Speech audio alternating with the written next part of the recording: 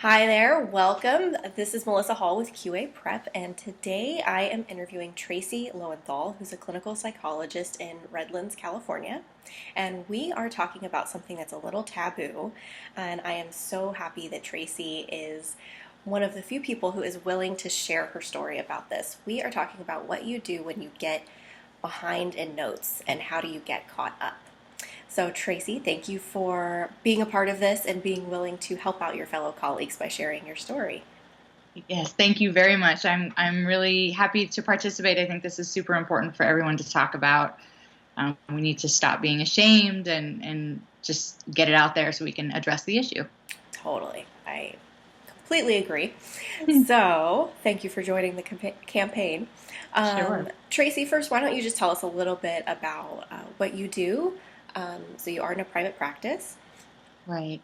Right. I have a private practice. We actually have three locations now. We have Redlands, Claremont, and Pasadena. And we specialize in working with a few groups, but mostly with the LGBTQIA community, transgender folks. Also, we work quite a bit with college students and generally young adults, but we also now have work with kids available to trans kids and gay kids. So that's an expansion of our practice, but that's the main part of our specialty. Very cool. Yeah, and you do a lot of workshops and trainings that you'll provide for the community as well, right? Yeah, for sure. And I actually have branched out a little bit into private practice consulting too, because I started from nothing and really now have a successful practice. So it's really great to help other people do that. Very cool. Yeah, I didn't realize that. And I didn't know you had a location in Pasadena now, too. Awesome. I do. That's very recent. Cool. Well, congrats. Yeah, thanks. So, you are obviously a very successful therapist. You've got multiple locations, and you're also really ethical. We have actually consulted in the past, and you have given me some tips on things. So, I wanted to put that out there at the very beginning that I've known you for a few years now, and it's always been very apparent. Ethics is really, really important to you, um, and you know, you're really good at it too. Like you make it a point to think about those things. Yeah, thank So, you. yeah. So knowing that you are an awesome therapist, um, how is it that you got behind in notes?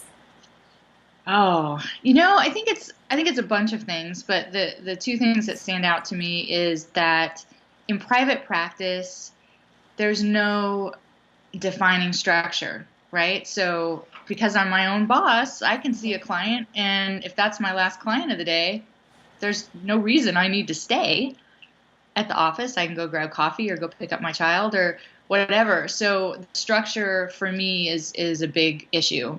Mm, There's no one breathing down my neck, making sure I get my notes done. And also when I get done with a session, sometimes I just feel so thoughtful about it. I want to either think about how well it went or what I want to do differently next mm, time. And I haven't really thought of notes as the way to do that for a long time. So I just would rather just kind of think about it rather than do the notes. And during the day too, there's not a lot of time between clients. I get to snarf down some food or run to the restroom, maybe jump on Facebook for a second to decompress, and then I'm moving on to my next client. So, there's a lot of things that come into play, I think. definitely. Yeah. And I'm right there with you with the other, I'm not going to get notes done in the middle of seeing clients. Yeah. Because there are just other things I'm doing to decompress, and I'm not going to stress myself out trying to, get a note done in 5 minutes before I have to go see this person or stress out because I had to go to the bathroom in between and Exactly. like can't get the note done. Um, Yeah. and I think it's really interesting what you said too about not thinking of notes as a way to think through that session. So I'm wondering if, as you've worked on getting caught up, that has changed for you at all. Absolutely. And, so one of the things that I noticed too that helped me come to that conclusion, not only utilizing your resources and seeing that our notes are an extension of our work and that they're a way to really solidify the narrative that we had with our client in that session, and to honor the work, right? To take the time to do that. But when I would go back, as I've been getting caught up, I would remember, oh, 2 weeks ago, I remember when I met with so-and-so, I had a really great session. And I look forward to looking at the note, and then I discover I didn't do a note that day. Wow. So I had this amazing feeling that we had a lot of progress, we made a lot of forward motion, or we had a really deep understanding of something, and I don't have the information to reflect that. And that was really an eye-opener for me. Like, wow, that in some ways, part of what was there that day, I'm going to remember it to a degree, but parts of it are going to get lost in waiting. Totally. So that's a bummer. Yeah, such a good point, because that's one of those things where I know that I used to be I tend to be overly optimistic in general. And so when I first started, I would think, oh, well, that was such an awesome session. I'll remember that. I can write that note tomorrow. And actually, for myself, I have a very poor memory. So, like you said, I might remember how I was feeling with someone, or that we both felt great afterwards, or that it felt like some breakthrough happened. But I'm not going to remember the details of it. For me, even like if I waited a week, I probably would not be able to remember that. Maybe if it was something more traumatic. Sure. But then at the same time, when it is something like that, is that something I want to be holding on to for a week anyways? Exactly. So yeah, that's been huge.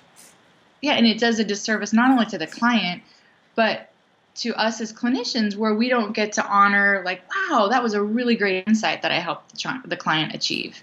That we're depriving ourselves of moments of going, wow, nice job. That was a good session for both of you, Exactly. Yeah. Because those are things that I will recommend when people get stuck with clients or anything like that. You go back and look through old notes, or even if you're feeling kind of down, if you're not feeling very good about yourself as a therapist, being able to go through your notes and see what you've done with people almost always will lift you up, because you'll realize, wow, okay, we have done a lot, or I have done a lot. Look at all of this great stuff I've been doing.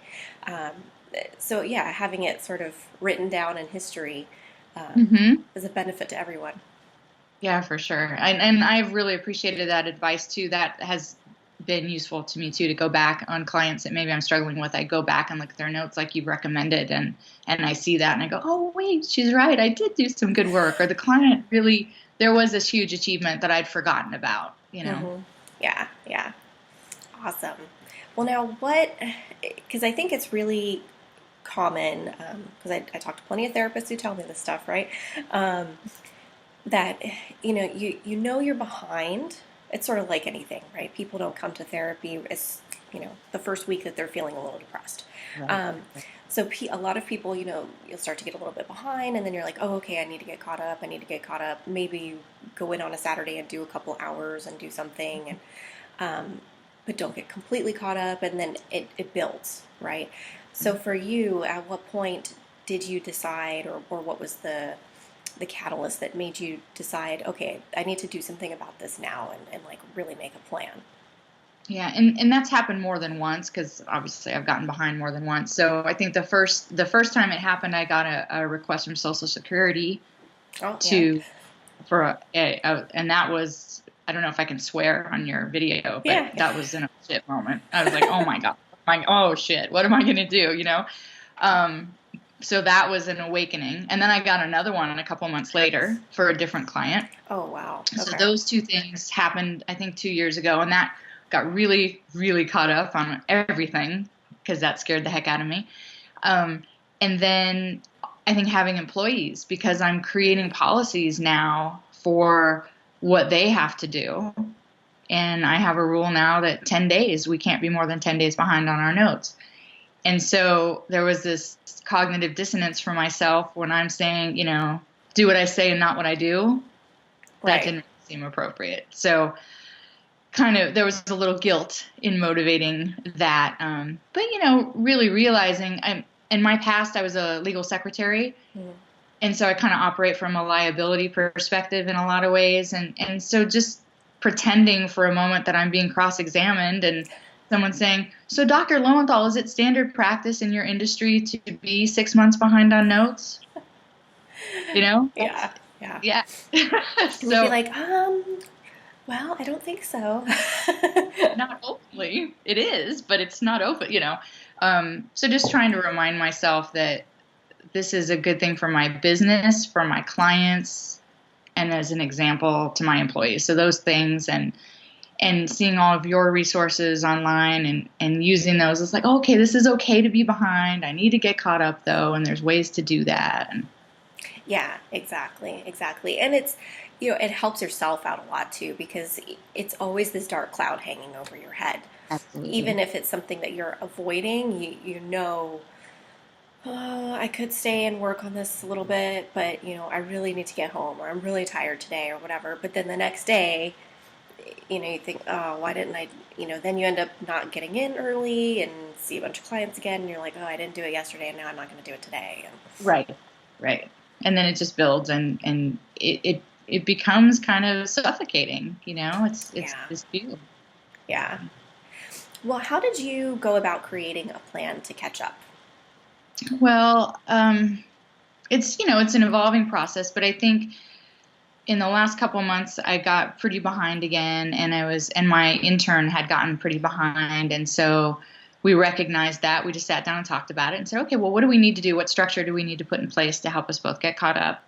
And so we did that for her, where we just said, okay, I want you to spend a couple hours this week and get this many notes. I want this month taken care of. I want for this client, or I want this client taken care of by next week, because maybe that client was experiencing some crisis and we just wanted to make sure everything was in line for them, in case we needed to share our information with another provider.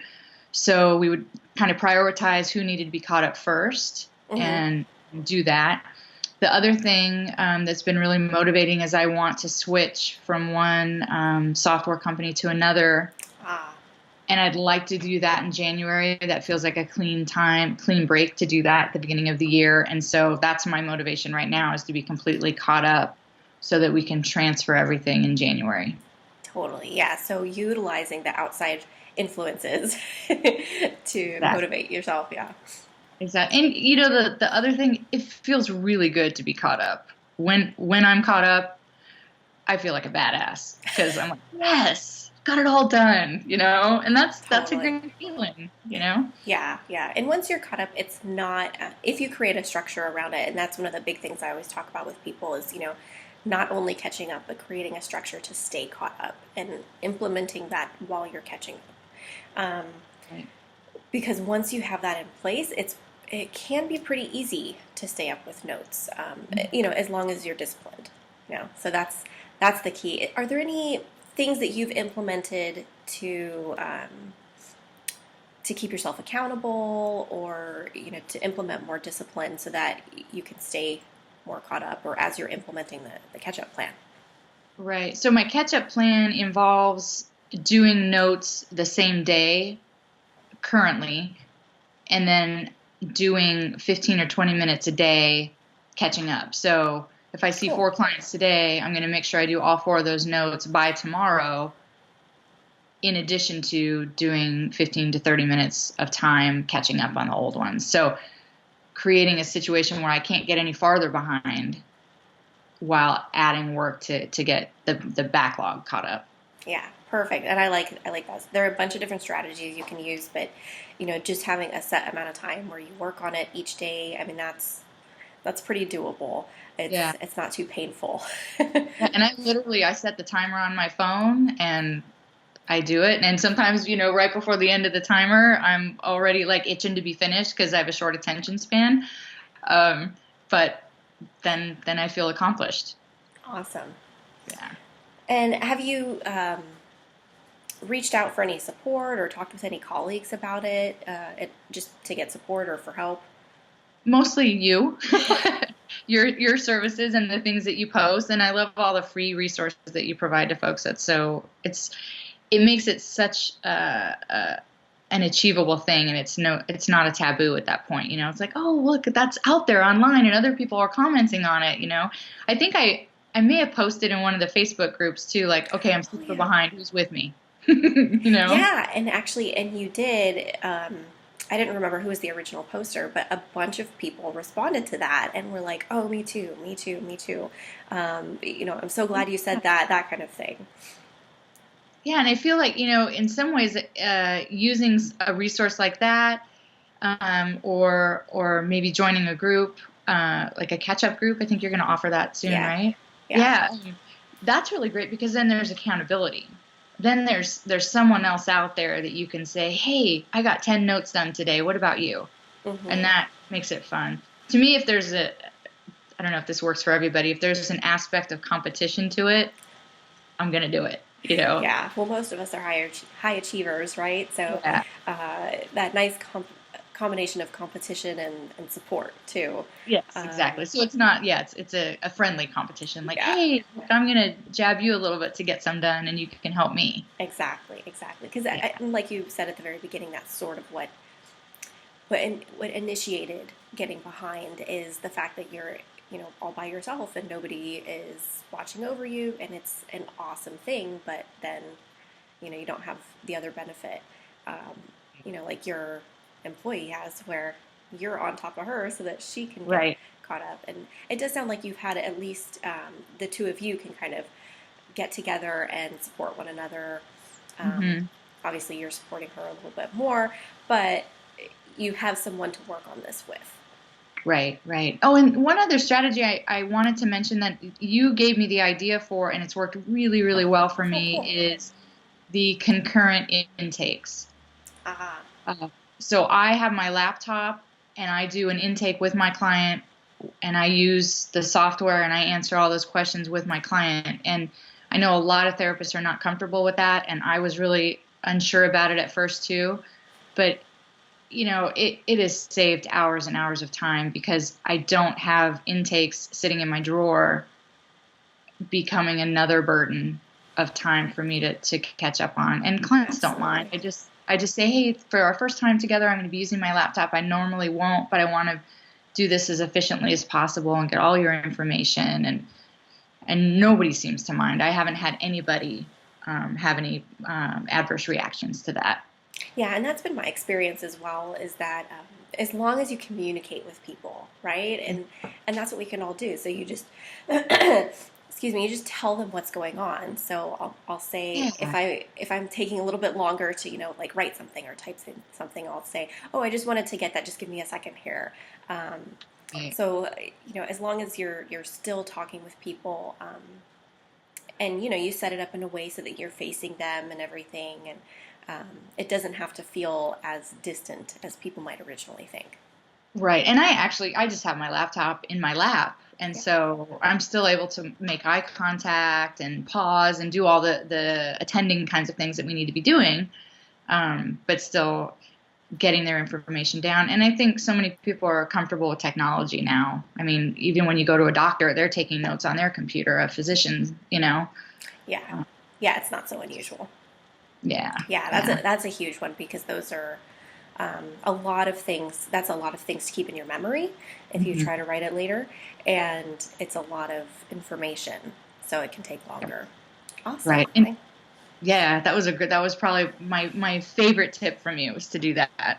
Oh, great. Yeah, I know. I found that extremely helpful. I never would have gotten, and I honed that skill when I worked in an agency, Hmm. because I never would have survived that job if I wasn't able to do that. so, Yeah, that's great. so great, great things you learn at an agency. Hmm. Um, awesome. Well, I will let you go. We've been meeting for a little bit here, and thank you so much for sharing some great tips. Do you have any like final tips or final words before we finish up? Yeah, I think just, reach out to other colleagues and admit that you're behind. There's no shame in that. I think we, there's a fear, right, of admitting that we're behind. But honestly, I would venture to guess that 95% of clinicians are behind on their notes. I don't know if that Yeah. feels accurate to you, Or have but been at some point for sure. I don't think I've ever spoken to anybody who was not behind at some point. Yeah. And that's okay. It's just creating a structure and utilizing the resources that you provide and accountability with our colleagues. And just set a plan instead of being terrorized. Come up with a plan, just like we would with our clients. We would tell them, Exactly. okay, well, let's create a list of actionable things that we can do. We have to do the same for ourselves. Yeah, exactly. And definitely check out the paperwork catch up group that I'll be running. You can find out a little bit more information about that if you are interested. Um, and at the very least, like you said, reach out to another colleague, someone you trust. It's very unlikely that if you reach out to even just a couple of different people, that they would not have experienced this themselves, Right. even though you don't hear it talked about. Right. And they're going to be relieved. Oh, thank God they're behind too. You Yeah, know? exactly. Yeah. Awesome. Well, thank you so much for sharing your experience, Tracy, and giving us some tips and some encouragement as well. Sure. Thank you so much for doing this. I'm so glad that we're all talking about this now. Yeah, me too. Awesome. All right. Bye. Bye.